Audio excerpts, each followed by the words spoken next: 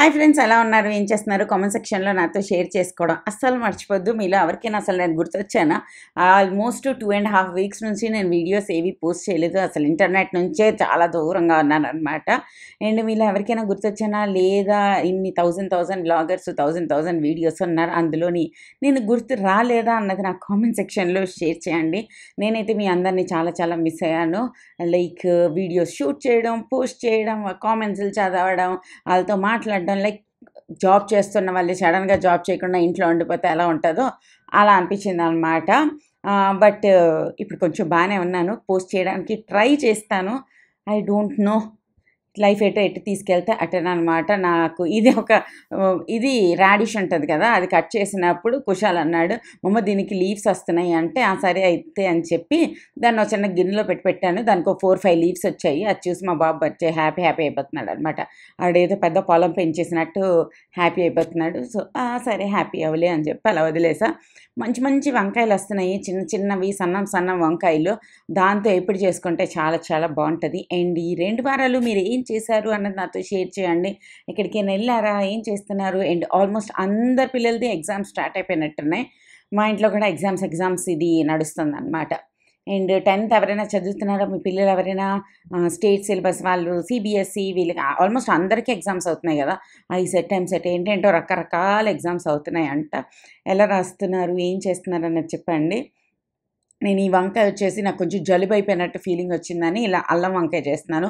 మీరు కూడా ట్రై చేయండి, చాలా బావుంటది. ఫస్ట్ కొద్దిగా నూనె యాడ్ చేస్తాము. దాని తర్వాత మినపప్పు అన్నీ కొంచెం తాలింపు పెట్టుకుంటాం. తర్వాత మంచిగా దంచుకున్న అల్లం ఏదైతే ఉంటదో అది యాడ్ చేస్తామనమాట. కొంచెం ఎక్కువ యాడ్ చేసుకుంటాం.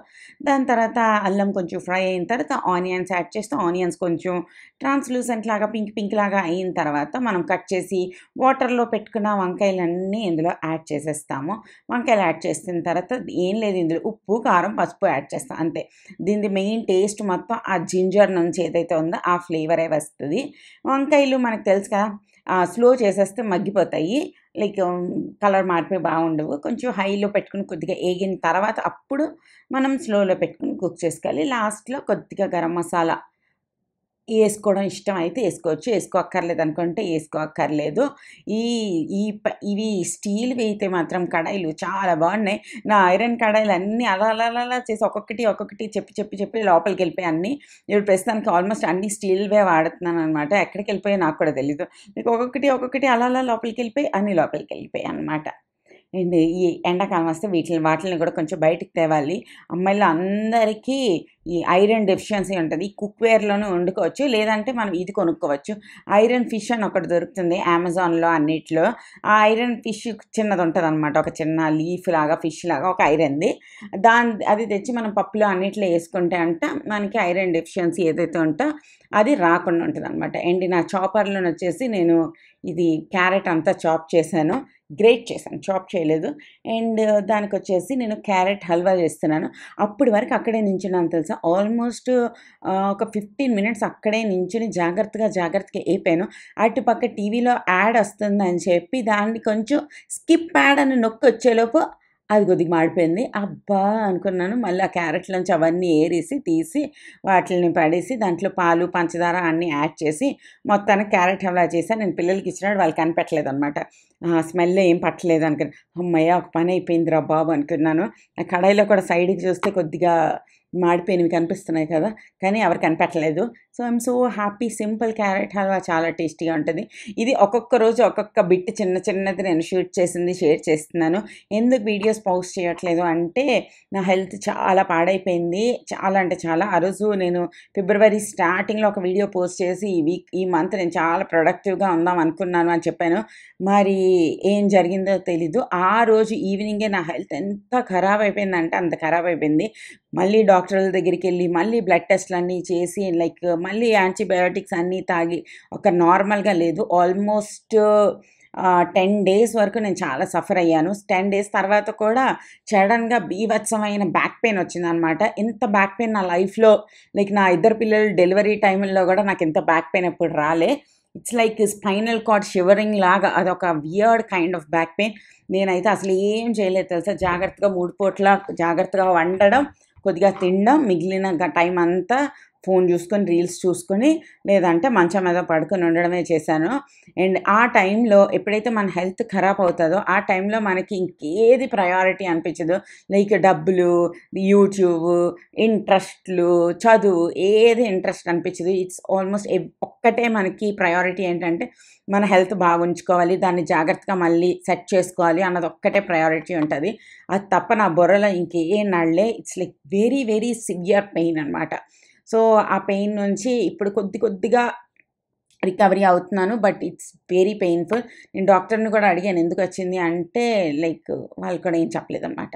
అండ్ మీకు కనుక ఆలూ పరాటా లాగా లోపల కూర్చి చేయడం రాదా అంటే ఇదిగో ఈ స్టైల్లో చేయండి. పల్చగా రోటీలాగా చేసేయండి. ఒక సైడ్ అంతా ఆలు స్టఫింగ్, మీకు ఏ స్టఫింగ్ కావాలంటే ఆ స్టఫింగ్ పెట్టుకుని దాన్ని హాఫ్కి ఫోల్డ్ చేసేయండి. ఇందులోని ఏ స్టఫింగ్ కావాలంటే ఆ స్టఫింగ్ పెట్టుకోవచ్చు. లైక్ మన పిజ్జా స్టఫింగ్ కూడా పెట్టుకోవచ్చు, ఇలా ఏదైనా పెట్టుకోవచ్చు. అండ్ చీజ్ అన్నీ యాడ్ చేశాను అనమాట. అన్నీ యాడ్ చేశాను. ఎంత టేస్టీ ఉందంటే ఆరాంగా 3-4 పరాటాలు ఇష్టంగా తినేస్తారు. ఆ చీజ్ స్ట్రింగ్స్ ఏవైతే ఉన్నాయో oh my god it's so yummy. దాని తర్వాత మా ఫ్రిడ్జ్ పాడైపోయింది. సడన్గా ఏమైందో తెలీదు, ఇది కాలిపోయిందనమాట. లోపల లోపల ఏమంటుందబ్బా, కెపాసిటరా ఏదో ఉంటది కదా, గ్యాస్ ఫిల్ చేసింది. అది పాడైపోయింది. అందుకోసం ఆ ఫ్రిడ్జ్‌లో ఉన్న సామాన్లన్నీ బయటికి తీసి బయట పెట్టుకొని ఉంచుకున్నాను.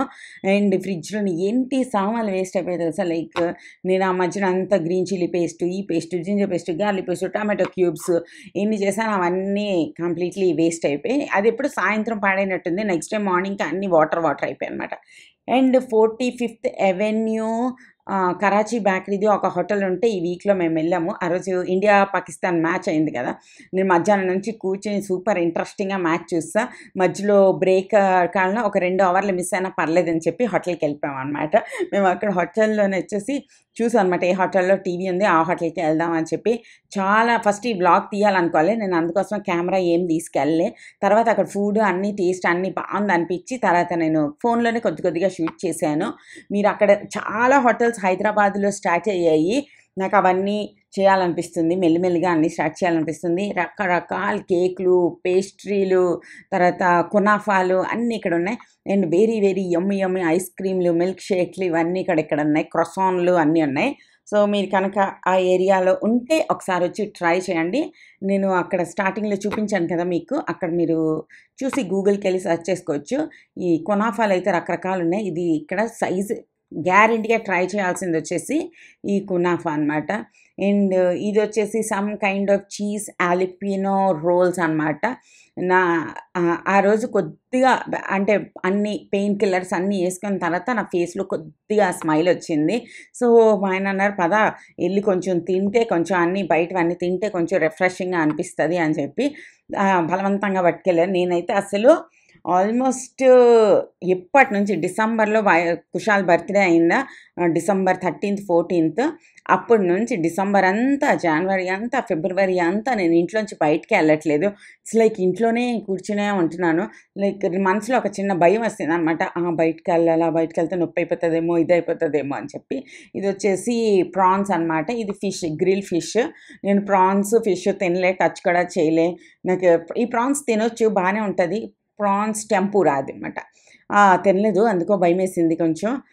ఈ హెల్త్ బాగా లేదు అంటే మాత్రం జస్ట్ మనకి లైఫ్ అంతా పిక్చర్ లాగా కనిపించడం స్టార్ట్ అయిపోతది. ఇట్స్ లైక్ ఎన్ ఎన్నిటి కోసం మనం చాలా తాపత్రయ పడిపోతాము. మనకి ఫేమ్ కావాలి, డబ్బులు కావాలి, తర్వాత అందరూ మన మాటే వినియాలి.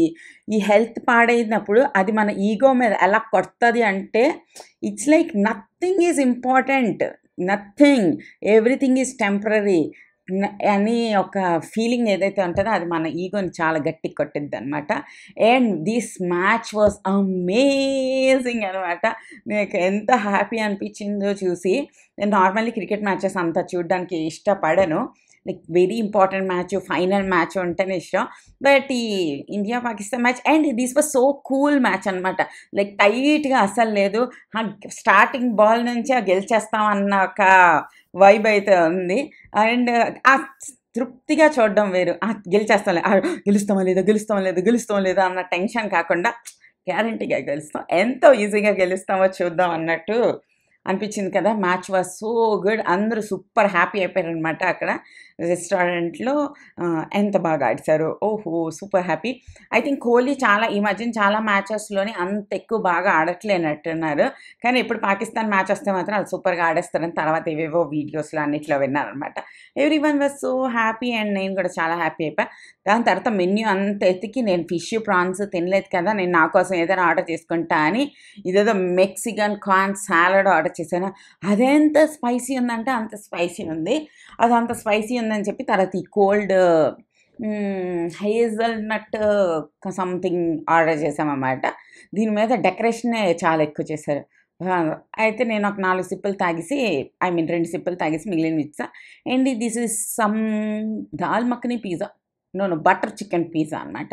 అయిపోయింది. అది కూడా తిన్నాం. అన్నీ చాలా టేస్టీగా ఉన్నాయి. మీరు కనుక ఎళ్ళాలి అనుకుంటే గ్యారంటీగా ఎళ్ళొచ్చు.